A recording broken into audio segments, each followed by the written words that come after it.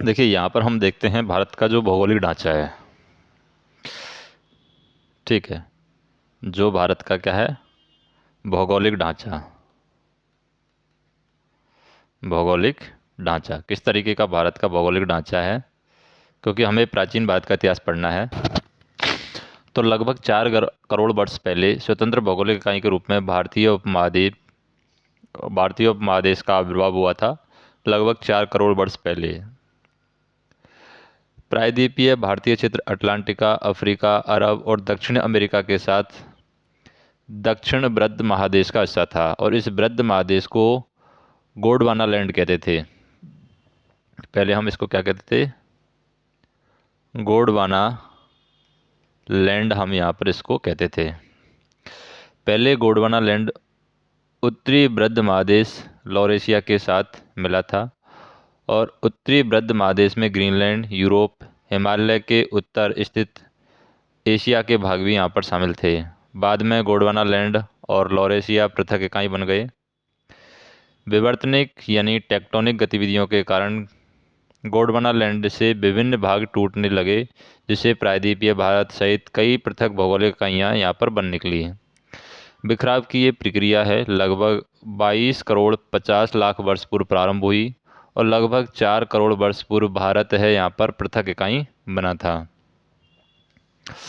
आज से लगभग 5 करोड़ 80 लाख वर्ष से पूर्व से लेकर के 3 करोड़ 70 लाख वर्ष पूर्व के बीच में भारत यूरेशियाई महादेश में शामिल होने के लिए यहाँ पर भारत है उत्तर की ओर बढ़ा। पूर्व की इन तिथियों की तुलना में भारत की हिमालय सीमा बहुत नवीन है, और हिमालय की ऊंचाई 4 चरणों में यहाँ पर बढ़ी है। अंतिम चरण यहाँ पर प्लाइस्टोसीन काल में विकसित हुआ, और यह लगभग 20 लाख वर्ष ईसा पूर्व से लेकर के 12,000 ईसा पूर्व तक फैला था। सिंधु गंगा के मैदान के निर्माण में हिमालय ने अपनी नदियों के द्वारा यहाँ पर प्रमुख भूमिका निभाई है, जिससे प्लाइस्टोसीन काल में यहाँ कछारी मिट्टी का जमाव हो गया। भारतीय उपमहादेश उतना ही बड़ा है जितना बड़ा रूस का बिना यूरोप महादेश है। इसका कुल क्षेत्रफल यहाँ पर 4 करोड़ 20 लाख, या हम कह सकते हैं 42 लाख 2,500 वर्ग किलोमीटर है। भारत का जो कुल क्षेत्रफल है वो कितना है, 42 लाख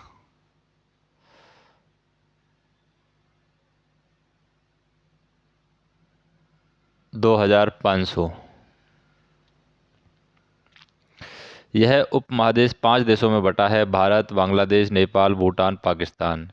भारत में लगभग 100 करोड़ लोग हैं, और इसमें 28 राज्य और क्षेत्र, तो 28 की जगह यहाँ पर 29 हो गए हैं, 29 राज्य हैं क्योंकि ये पुरानी बुक है। और 7 केंद्र शासित प्रदेश की जगह अभी हो गए हैं 9 केंद्र शासित प्रदेश हो गए हैं यहाँ पर। ठीक है। राष्ट्रीय राजधानी दिल्ली सहित यहाँ पर भारत के कुछ राज्य है यूरोप के कई देशों से बड़े हैं। और कुछ राज्यों की बात करें तो यूरोप के कई देशों से बड़े हैं, भारत के कुछ राज्य हैं, कुछ एक राज्य ही यहाँ पर यूरोप के कई देशों से बड़े हैं।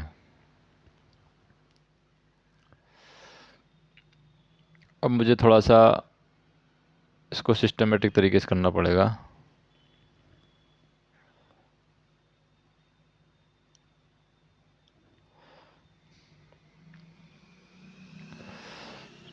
ठीक है, तो सिस्टमेटिक तरीके से हम करते हैं। 1 मिनट रुको।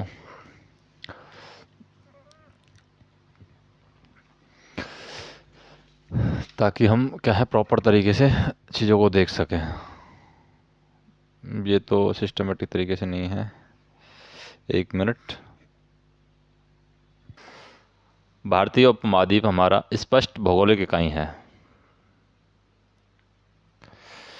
ठीक है, तो इसको थोड़ा सा हम एडजस्ट कर देते हैं ताकि हमारी समझ में आ सके।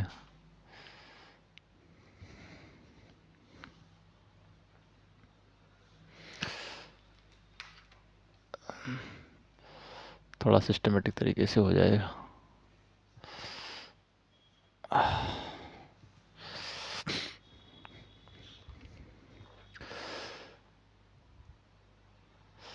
तो भारतीय उपमहाद्वीप है स्पष्ट भौगोलिक इकाई है और इसका अधिकांश भाग है उष्ण कटिबंध में पड़ता है।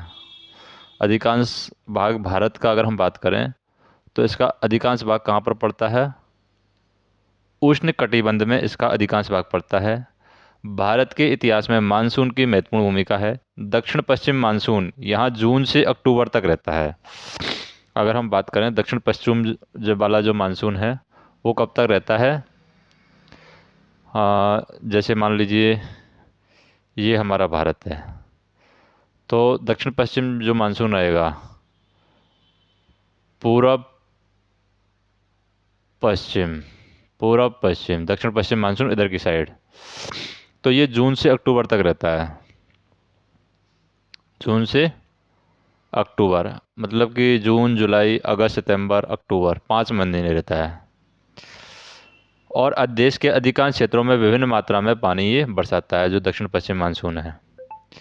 प्राचीन काल में सिंचाई का कोई विशेष महत्व यहाँ पर नहीं था। खेती वर्षा पर ही निर्भर थी। आज जिसे हम उत्तर भारत में क्या बोलते हैं? उत्तर भारत में जिसे हम खरीफ की फसल बोलते हैं, क्योंकि उत्तर भारत में इस समय जो फसल बोई जाती है उसको हम क्या बोलते हैं? उसको हम बोलते हैं खरीफ की फसल।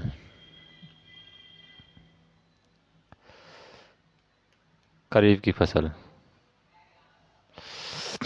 यह प्राचीन काल में मुख्यतः दक्षिण पश्चिम मानसून पर आश्रित थी। पश्चिमी विक्षोभ से उत्तरी भारत में जाड़े में वर्षा होती है। जब पश्चिमी विक्षोभ आता है तो उसी पश्चिमी विक्षोभ की वजह से उत्तरी भारत में जाड़े के समय जो जाड़ा पड़ते हैं, सर्दी पड़ती है, उस समय बरसात होती है। और यहाँ उस समय गेहूँ, जौ आदि प्रमुख फसलें हैं उत्तर भारत में की जाती हैं।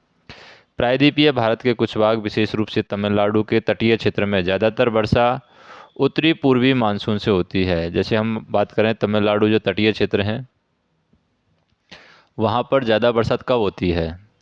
तो तमिलनाडु में, विशेष रूप से तमिलनाडु या तटीय क्षेत्र है, वहाँ पर ज़्यादा वर्षा उत्तरी पूर्वी मानसून से होती है। उत्तरी पूर्वी जो मानसून आता है उससे वहाँ पर बरसात होती है।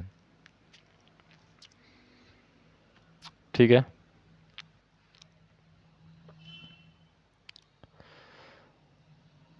और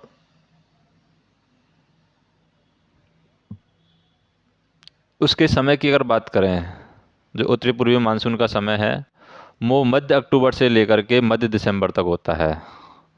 मतलब अक्टूबर 10वें महीने से लेकर 12वें महीने तक, मध्य अक्टूबर से लेकर के मध्य दिसंबर तक वो होता है। और यहाँ से ईसा की पहली सदी के आसपास मानसून की दिशा यहाँ पर मालूम हो गई कि किस तरीके से मानसून की दिशा। तो मानसून की दिशा हमें कब पता चली? ईसा की पहली सदी के आसपास हमें मानसून की दिशा है वो पता चल गई थी। ये ऐसे ही लगा हुआ है क्या?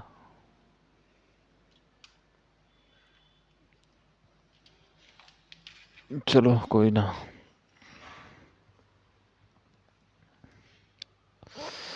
ठीक है, 2-3 मच्छर तो उड़ रहे हैं, पर देखना पड़ेगा किधर उड़ रहे हैं।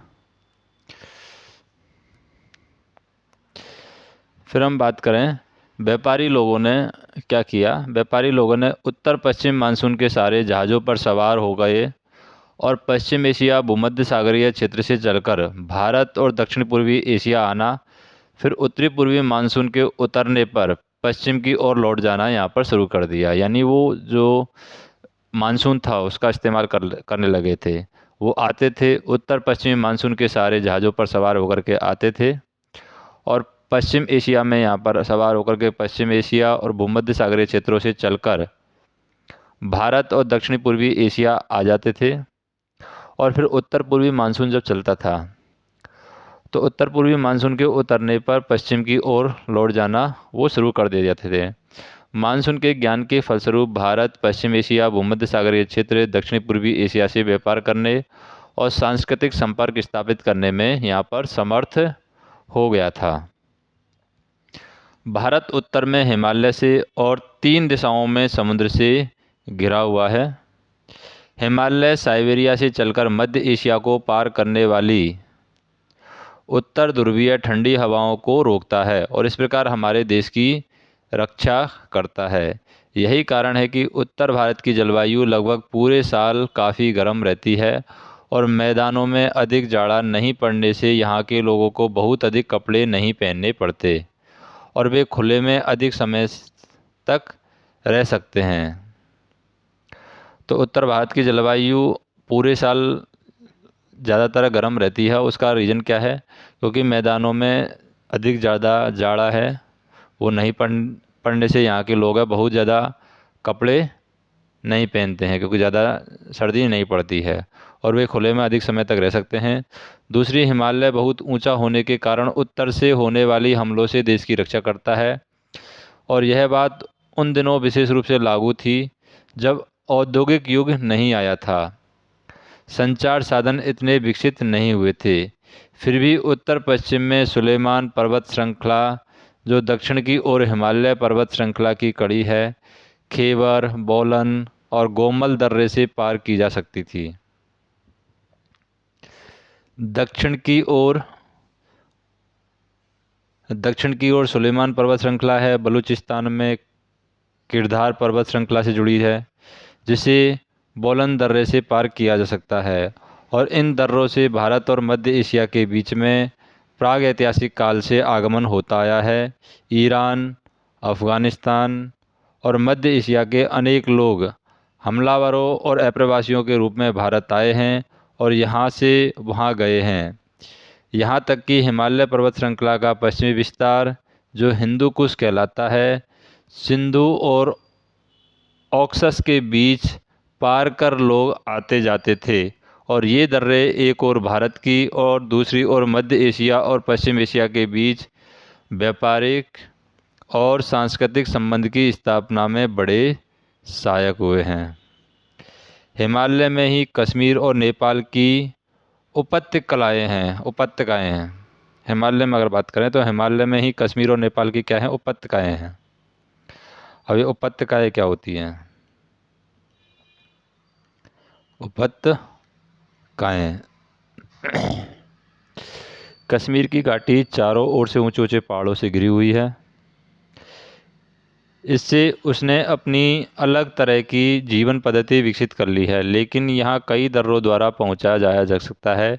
इस घाटी में कड़ा जाड़ा पड़ता है और यहाँ के अनेक लोगों को सर्दियों में, अगर हम बात करें, अनेक लोगों को सर्दियों में मैदान से उतर जाना पड़ता है और गर्मियों में मैदानों के भेड़ बकरी चराने वाले यहाँ चले जाते हैं और इस तरह मैदानों और इस घाटी के बीच आर्थिक और सांस्कृतिक आदान प्रदान हुआ है।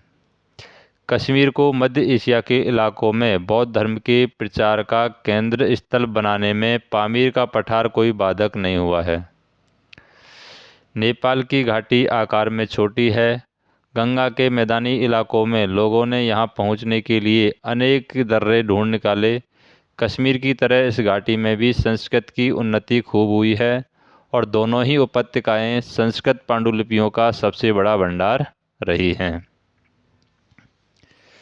मैदानों की कछारी मिट्टी में पनपे घने जंगलों की अपेक्षा हिमालय की तराइयों के जंगलों को साफ करना आसान था और इन तराइयों में बहने वाली नदियाँ कम चौड़ी होती हैं, अतः उन्हें पार करना कठिन न था। यही कारण है कि प्रारंभिक यात्रा मार्ग हिमालय की तराइयों से पश्चिम से पूरब और पूरब से पश्चिम की ओर विकसित हुए हैं। संभवतः इन्हीं कारणों से ईसा पूर्व 6वीं सदी में सबसे पुरानी कृषि बस्तियां तराई वाले इलाकों में बनी और यहाँ के रास्ते व्यापार के लिए अपनाए गए। ऐतिहासिक भारत का वक्ष स्थल उन महत्वपूर्ण नदियों का क्षेत्र है जो उष्ण और कटिबंधीय मानसून वर्षा से लबालब भरी रहती हैं। नदियों के ये क्षेत्र हैं सिंधु का मैदान, सिंधु गंगा जल विभाजक, गंगा की घाटी, ब्रह्मपुत्र की घाटी। ज्यों-ज्यों हम पश्चिम से पूरब की ओर बढ़ते हैं त्यों-त्यों पाते हैं कि वार्षिक वृष्टिमान है क्रमशः 25 सेंटीमीटर से बढ़ते बढ़ते 250 सेंटीमीटर तक पहुंच जाता है।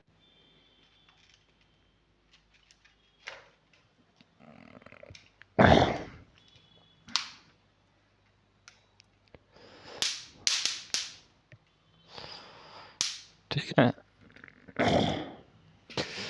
25 से 37 सेंटीमीटर वर्षा वाले पोषित सिंधु प्रदेश के पेड़ पौधों को और संभवतः 37 से हम बात करें 37 से 60 सेंटीमीटर वर्षा वाले पोषित पश्चिमी गंगा घाट के पेड़ पौधों को भी पत्थर और तांबे के औजारों से काट करके जमीन को कृषि योग्य बनाया या जमीन को कृषि योग्य बनाना संभव हुआ है।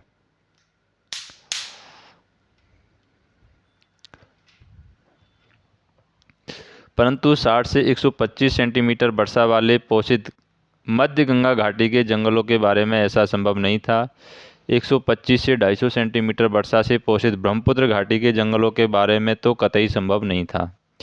घने जंगलों और साथ ही कठोर भूमि वाले इन प्रदेशों को साफ करना लोहे के औजारों से संभव था। परंतु अगर हम बात करें, लोहे के औजार तो बहुत बाद में यहाँ पर विकसित हुए हैं। अतः प्राकृतिक संपदाओं का इस्तेमाल पहले कम वर्षा वाले पश्चिम प्रदेशों में किया गया और बड़ी बस्तियों का विस्तार आमतौर से पश्चिम से पूरब की ओर यहाँ पर होता गया। सिंधु और गंगा के मैदानों में शुरू हुई खेती से यहाँ बढ़िया फसल होने लगी और इससे एक के बाद एक कई संस्कृतियों का यहाँ पर संभरण हुआ। सिंधु और गंगा के पश्चिमी मैदानों में मुख्यतः गेहूं और जौ की उपज होती थी, जबकि मध्य और निचले गंगा के मैदानों में मुख्यतः चावल पैदा किया जाता था। चावल गुजरात और विंध्य पर्वत के दक्षिण के लोगों को भी मुख्य भोजन बन गया था। हड़प्पा संस्कृति का उद्भव और विकास सिंधु की घाटी में हुआ है और वैदिक संस्कृति का उद्भव पश्चिम उत्तर प्रदेश और पंजाब में हुआ है। विकास पश्चिमी गंगा घाटी में वैदिकोत्तर संस्कृति जो मुख्यतः लोहे के प्रयोग पर आश्रित थी, मध्य गंगा घाटी में फली फूली है और निचली गंगा घाटी और उत्तरी बंगाल की वास्तव में गुप्त युग में यहाँ पर उत्कर्ष मिला है। कब मिला है उत्कर्ष? गुप्त युग में यहाँ पर उत्कर्ष है वो उनको मिला है। प्रमुख शक्तियाँ इन घाटियों और मैदानों पर प्रभुत्व पाने के लिए आपस में लड़ती रही। इनमें ये शक्तियाँ गंगा यमुना दोआब के लिए विशेष लोलुप रही हैं और इसके लिए संघर्ष भी यहाँ पर होते रहे हैं। नदियाँ वाणिज्य और संचार की मानव धमनियाँ थी,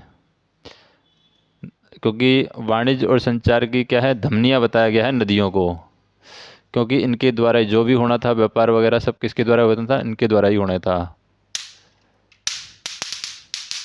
ठीक है।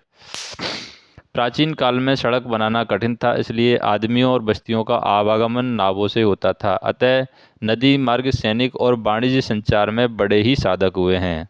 अशोक के द्वारा स्थापित प्रस्तर स्तंभ नावों से ही देश के दूर दूर स्थानों तक पहुंचाए गए हैं। संचार साधन के रूप में नदियों का यह भूमिका ईस्ट इंडिया कंपनी के दिनों तक यहाँ पर ये कायम रही है। इसके अलावा नदियों की बाढ़ का पानी आसपास के क्षेत्रों में फैलता था और उन्हें उपजाऊ बनाता था और इन नदियों से नहरें भी निकली हुई थी। किंतु नदियों की भारी बाढ़ से हर साल उत्तरी मैदान के गांव और शहर तबाह हो जाते थे और इस प्रकार अनेक प्राचीन इमारतें बाढ़ों में बह करके नष्ट हो गई। फिर भी हस्तिनापुर, प्रयाग, वाराणसी और पाटलिपुत्र जैसे अनेक नगर और राजधानियां नदी तट पर बसी थी। आजकल नए शहरों की स्थापना रेल मार्गों और सड़कों के संगम पर की जाती है अथवा औद्योगिक या खान वाले क्षेत्रों में, लेकिन औद्योगिक युग के आरंभ से पहले नगर अधिकतर नदी के तट पर ही स्थापित किए जाते थे। सबसे बढ़कर नदियों ने राजनीतिक और सांस्कृतिक सीमाओं का काम किया है। यह काम पर्वतों ने भी किया है।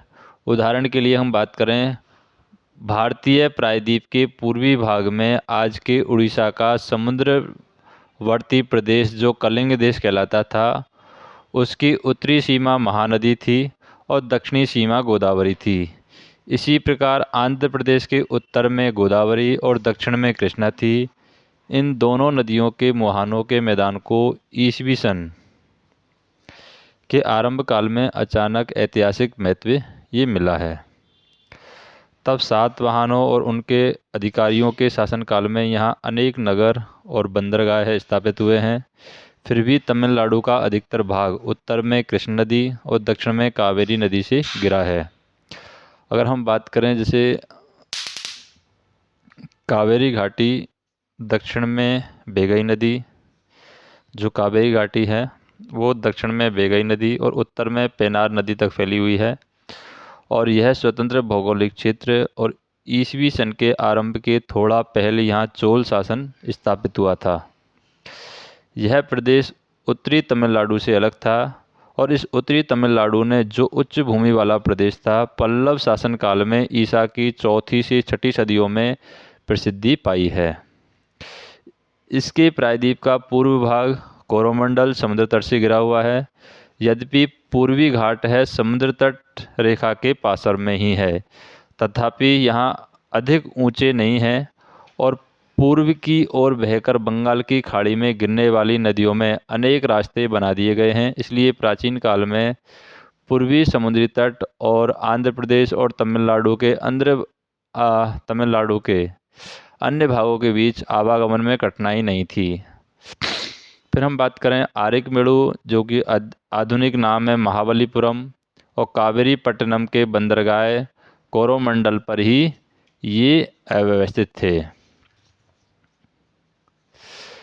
प्रायद्वीप के पश्चिमी भाग में ऐसे सस्पष्ट औद्योगिक इकाइयाँ नहीं हैं, परंतु उत्तर में ताप्ती और दक्षिण में भीमा के बीच का प्रदेश महाराष्ट्र के रूप में पहचाना जाता है।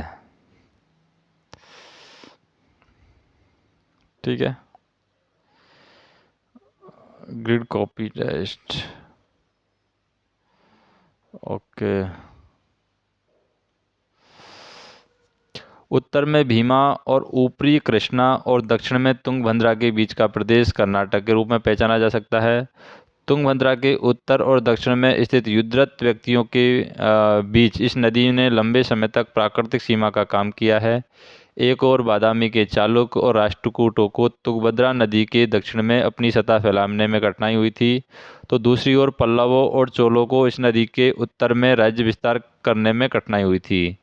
प्रायद्वीप के सुदूर दक्षिण पश्चिम के तटीय प्रदेश में आजकल का केरल राज्य है और प्रायद्वीप का समुद्र तटवर्ती यह पश्चिमी भाग मालाबार तट कहलाता है, जिससे इस तट पर कई बंदरगाह और छोटे छोटे राज्य स्थापित हुए हैं। फिर भी इस तटीय प्रदेश और समीप के महाराष्ट्र, कर्नाटक और केरल के प्रदेशों के बीच आवागमन में ऊंचे पश्चिमी घाट कठिनाइयां पैदा करते हैं, क्योंकि इनमें दर्रों को या इनके जो दर्रे हैं उनको पार करना आसान नहीं था। अगर सिंधु और गंगा की नदी प्रणालियाँ और दक्षिण में विंध्य पर्वत श्रृंखला के दोनों के बीच का विस्तृत प्रदेश अरावली पर्वतों के द्वारा दो भागों में बटा हुआ है, तो अरावली पर्वतों ने पश्चिम का भूभाग थार मरुस्थल में या मरुभूमि में पड़ता है। हालांकि राजस्थान का हिस्सा भी इस क्षेत्र में पड़ता है। प्राचीन काल में इस विस्तृत मरुभूमि में बस्तियों को संभव नहीं था। फिर भी इस मरुभूमि में कुछ यहाँ पर उर्वर मरु उद्यान थे, जहाँ कहीं कहीं बस्तियाँ थी। आरंभ काल से ही ऊँटों के सहारे इस मरुभूमि को पार करना संभव न था। भारत का दक्षिण पूर्वी भाग प्राचीन काल से ही अपेक्षाकृत उपजाऊ रहा है। इसके अलावा खैत्री के तांबे की खानें भी इसी क्षेत्र में होने से यहाँ ताम्रपाषाण युग की बस्तियाँ भी बनती हैं। राजस्थान की सीमा गुजरात के उपजाऊ मैदानों में जा मिलती है। नर्मदा, ताप्ती, माही और साबरमती नदियाँ इस प्रदेश को पार करते हुए समुद्र में गिरती हैं। दक्कनी पठार के पश्चिमोत्तर छोर पर स्थित इस गुजरात प्रदेश में कम वर्षा वाला क्षेत्र काठियावाड़ वाला प्रायद्वीप भी शामिल है और इस राज्य का तटीय क्षेत्र काफ़ी दंतुर होने के कारण यहाँ कई बंदरगाह बने हैं और यही कारण है कि प्राचीन काल से ही गुजरात समुद्र तटीय और पश्चिमी व्यापार के लिए प्रसिद्ध रहा है। यहाँ के लोगों ने अपने ही उद्यमशील व्यापारी यानी यहाँ के लोगों ने खुद को उद्यमशील व्यापारी है सिद्ध किया है। फिर यह बात करें गंगा यमुना दोआब में के दक्षिण में मध्य प्रदेश राज्य है, जो पश्चिम में चंबल नदी और पूर्व में सोन नदी और दक्षिण में विंध्य पर्वत और नर्मदा नदी से घिरा है। इसके उत्तरी भाग में उपजाऊ मैदान है और यह मोटे तौर पर पूर्वी और पश्चिमी दो भागों में बंटा जा सकता है। पूर्वी भाग को, जो ज़्यादातर विंध्य पर्वत से घिरा है, गुप्त वंश के समय ईसा की 4वीं और 5वीं सदियों में ऐतिहासिक महत्व मिला था, परंतु पश्चिमी मध्य प्रदेश में मालवा का वह भूभाग शामिल है जो ईसा पूर्व 6वीं सदी से ऐतिहासिक क्रियाकलापों का क्षेत्र रहा है। गुजरात के बंदरगाहों के लिए मालवा महत्वपूर्ण पृष्ठ प्रदेश यानी भीतरी प्रदेश था और इसलिए मालवा और गुजरात पर अधिकार स्थापित करने के लिए दक्कन और उत्तरी शक्तियों के बीच अनेक युद्ध हुए हैं और इस महत्वपूर्ण क्षेत्र पर अधिकार जमाने के लिए ईसा की पहली और दूसरी सदियों में शकों और सातवाहनों ने लड़ाइयाँ लड़ी हैं और 18वीं सदी में मराठों और राजपूतों ने भी ऐसी ही लड़ाइयाँ लड़ी हैं। नदियों के द्वारा कहीं कहीं पर्वतों द्वारा घिरा और कहीं कहीं डेल्टा या पठार रूप वाला ऐसा प्रत्येक प्रदेश एक एक राजनीतिक और प्रशासनिक इकाई था जहां विभिन्न राजवंशों के शासन का उत्थान और पतन होता रहा है। विशाल देश में यातायात की कठिनाइयों को और प्राकृतिक सीमाओं की मजबूती को देखते हुए शासक वर्ग के लिए यह आसान नहीं था और अन्य सारे प्रदेशों पर भी अपना शासन स्थापित कर सके। धीरे धीरे प्रत्येक प्रदेश में ऐसी पृथक सांस्कृतिक इकाई का रूप धारण किया गया जिसकी अपनी अलग भाषा और जीवन पद्धति थी, परंतु उत्तर और पश्चिमी भारत की अधिकांश भाषाएं एक ही हिंद आर्य भाषा से विकसित हुई हैं, इसलिए इसमें बहुत सी तात्विक समानता दिखाई देती है। एक और भी महत्व की बात यह है कि सारे देश में संस्कृत का विकास होने लगा और यह समझी जाने लगी। जो संस्कृत है वो सारे देश में विकास होने लगा और इसको संस्कृत भाषा को समझा जाने लगा। विंध्य पर्वत श्रृंखला देश को पूरब से पश्चिम तक बीचों बीच विभक्त करती है और इस प्रकार उत्तर भारत और दक्षिण भारत की विभाजक रेखा बनती है। द्रविड़ भाषा बोलने वाले लोग विंध्य के दक्षिण में रहते थे और भारतीय आर्य भाषा बोलने वाले लोग इसके उत्तर में रहते थे। दोनों के बीच विंध्य क्षेत्र में आदिवासी लोग रहते थे, जहां वे आज भी हैं, और पश्चिम और पूर्वीय घाटों के तटवर्ती क्षेत्रों में अप्रवासी और व्यापारी लोग हैं आवासे और दक्षिण में विदेशी व्यापार है खूब चला। विंध्य की यह सीमा अलंघ्य नहीं है। प्राचीन काल में संचार व्यवस्था की कठिनाइयों के बावजूद उत्तर के लोग दक्षिण पहुंचते हैं और दक्षिण के लोग हैं उत्तर पहुंचते हैं। संस्कृत और भाषा का आदान प्रदान हुआ। उत्तर की शक्तियों ने बार बार दक्षिण में प्रवेश किया और दक्षिण के शासकों ने उत्तर में धर्म प्रचारकों और सांस्कृतिक नेताओं, विशेषतः ब्राह्मणों पर भी यही बात लागू होती है।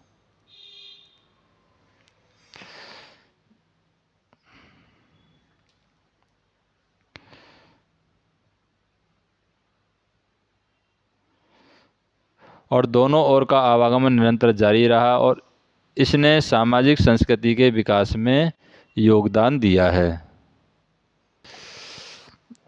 यद्यपि हम देखते हैं देश में अधिकांश प्रदेशों की अपनी सुनिश्चित प्राकृतिक सीमाएं थी, परंतु प्रत्येक प्रदेश में जीवन यापन के लिए अपेक्षित समुचित संपदा नहीं थी। इसलिए प्राग ऐतिहासिक काल से ही धातु और अन्य काम की जरूरतों की पूर्ति के लिए देश के विभिन्न क्षेत्रों में पारस्परिक संबंधों का जाल यहाँ पर बिछ गया था। प्राकृतिक संपदा के उपभोग का देश के इतिहास में विशिष्ट महत्व है। जब तक लोगों की बस्तियां बड़े पैमाने पर फैली नहीं थी, भारी वर्षा की बदौलत भारत के मैदानों का बहुत बड़ा हिस्सा है घने जंगलों से भरा था और इन जंगलों से शिकार के अलावा पशुओं का चारा, ईंधन और लकड़ी प्राप्त होती थी। प्राचीन काल में यहाँ पकाई हुई ईंटों का अधिक इस्तेमाल नहीं होता था। लकड़ी के मकान और लकड़ कोट यहाँ पर बनाए जाते थे। इसके अवशेष पाटलिपुत्र में मिले हैं, जहाँ देश की पहली प्रमुख राजधानी स्थापित हुई है। मकान और औजार बनाने के लिए सभी किस्म के पत्थर, बलुआ पत्थर भी देश में उपलब्ध थे। सहज ही भारत में सबसे पुरानी बस्तियाँ पहाड़ी इलाकों में और पहाड़ों के बीच नदी घाटियों में स्थापित हुई हैं। ऐतिहासिक युगों ऐतिहासिक युगों में पत्थर और मंदिरों और प्रस्तर मूर्तियों का निर्माण उत्तर भारत के मैदानों की अपेक्षा दक्कन और दक्षिण भारत में अधिक संख्या में हुआ है। तांबा देश भर में व्यापक रूप से बिखरा है और तांबे की समृद्ध खानें झारखंड के पठार में, विशेषकर सिंहभूमि जिले में पाई जाती हैं। तांबे की यह पट्टी 130 किलोमीटर लंबी है और पता चलता है कि प्राचीन काल से यहाँ से तांबा निकाला जाता था और तांबे के औजारों का इस्तेमाल करने वाले झारखंड के सबसे पुराने निवासियों ने सिंहभूमि और हजारीबाग के तांबे की इन खानों का उपयोग किया था।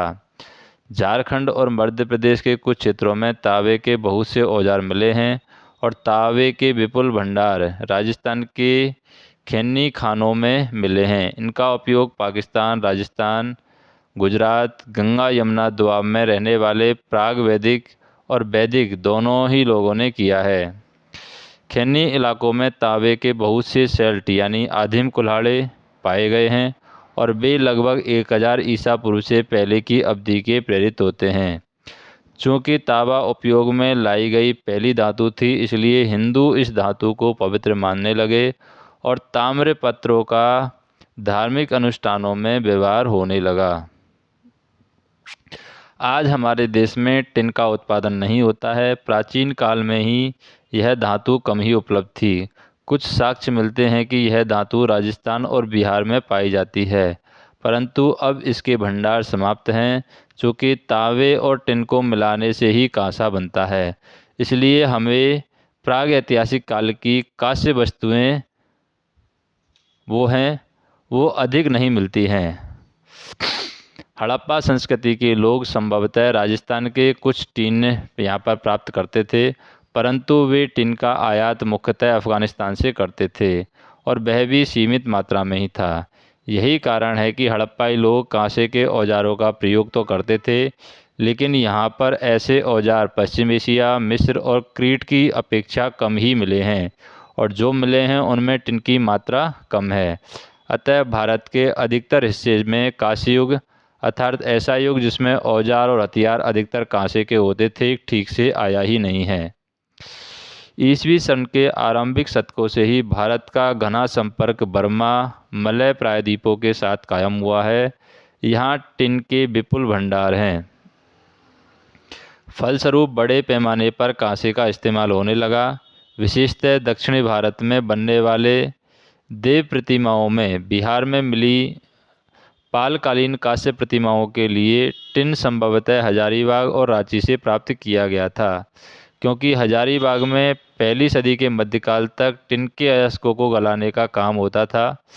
भारत लोहे अयस्क में समृद्ध रहा है और यह मुख्यतः झारखंड, पूर्वी मध्य प्रदेश और कर्नाटक में पाया जाता है। एक बार अयस्क गलाने की विधि, धोकने का इस्तेमाल, इस्पात बनाने की कला सीख लेने पर और युद्ध के काम में लोहे का प्रयोग करना संभव हो गया, परंतु लोहा इससे कई अधिक उपयोगी सिद्ध हुआ है। जंगल को साफ करने में, गहरी और नियमित खेती करने में, मगध में ईसा पूर्व 6ठी और 4थी सदियों में जहाँ पहला साम्राज्य स्थापित हुआ है, उसका प्रमुख कारण यही बताया जाता है कि इस प्रदेश के ठीक दक्षिण में लोहा उपलब्ध था। बड़े पैमाने पर लोहे का उपयोग करके ही अवंती, जिसकी राजधानी उज्जैनी भी थी, ईसा पूर्व 6ठी और 5वीं सदियों का महत्वपूर्ण राज्य बन गई।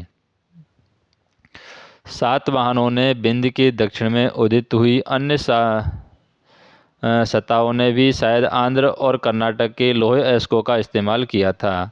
आंध्र प्रदेश में सीसा भी मिलता है और यही कारण है कि ईसा की 2 आरंभिक सदियों में आंध्र और महाराष्ट्र के कुछ हिस्सों पर शासन करने वाले सातवाहनों ने बड़ी संख्या में शीशे के सिक्के जारी किए थे।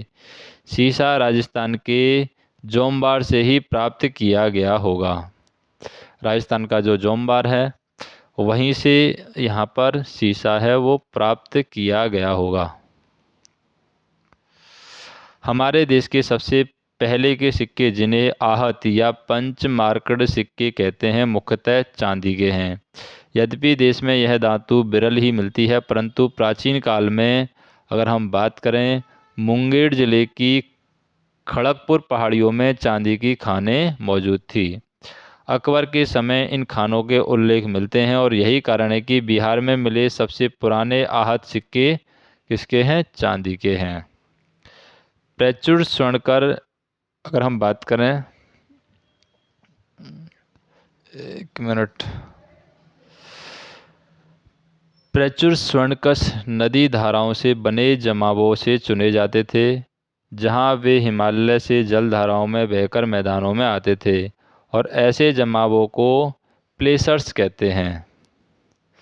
अगर हम बात करें, सोना कर्नाटक के कोलार खानों में मिलता है और सोने के सबसे पुराने अवशेष 1800 ईसा पूर्व के आसपास के कर्नाटक के एक नवपाषाण युगीन स्थल से मिलता है, और इन खानों से सोना निकाले जाने के बारे में हमें ईसा की दूसरी सदी के आरंभ तक कोई जानकारी नहीं मिलती है। कोलार दक्षिणी कर्नाटक के गंगवासियों की प्राचीनतम राजधानी माना जाता है, और प्राचीन काल में उपयोग लाया गया अधिकांश सोना मध्य एशिया और रोमन साम्राज्य से प्राप्त किया गया था। इसलिए स्वर्ण मुद्रा का नियमित प्रचलन ईसा की आरंभिक 5 सदियों में हुआ था, पर लंबी अवधि तक स्वर्ण मुद्रा चलाते रहने के लिए यहाँ पर्याप्त स्रोत नहीं थे। इसलिए बाहर से सोने का आयात बंद होते ही स्वर्ण मुद्रा दुर्लभ होती गई। प्राचीन भारत में, विशेषतः मध्य भारत, उड़ीसा और दक्षिणी भारत में भांति भांति के रत्नों और मोतियों का भी उत्पादन होता था। ईसा की आरंभिक सदियों में रोमन भारत को जिन व्यापार और वस्तुओं के लिए ललायत रहते थे, उनमें रत्नों का प्रमुख स्थान था। आज से 4 करोड़ वर्ष पूर्व की बात करें, भारतीय उपमहादेश का आविर्भाव हुआ। आज से 20 लाख और 1200 ईसा वर्ष के पूर्व के बीच की बात करें, आज से 20 लाख और 1200 वर्ष पूर्व के बीच हिमालय के उत्थान का अंतिम संस्तर हुआ। 1800 ईसा पूर्व की बात करें तो कर्नाटक में सोने के भंडार का पता चला। 1000 ईसा पूर्व की बात करें तो खैत्री में तांबे के क्षेत्र की प्राचीनतम तिथि हमें मिलती है। और पहली शताब्दी ईसा पूर्व की बात करें तो मानसून यानी बरसाती पवन की दिशा में यहाँ पर खोज की गई है। फिर नेक्स्ट चैप्टर में हम देखेंगे कि प्रारंभिक भारत के इतिहास का जो परिचय है हम देख रहे हैं, उसमें पारिस्थितिकी और पर्यावरण है वो किस तरीके से उस समय था। तो ये हम नेक्स्ट लाइव में देखेंगे, नेक्स्ट वीडियो में।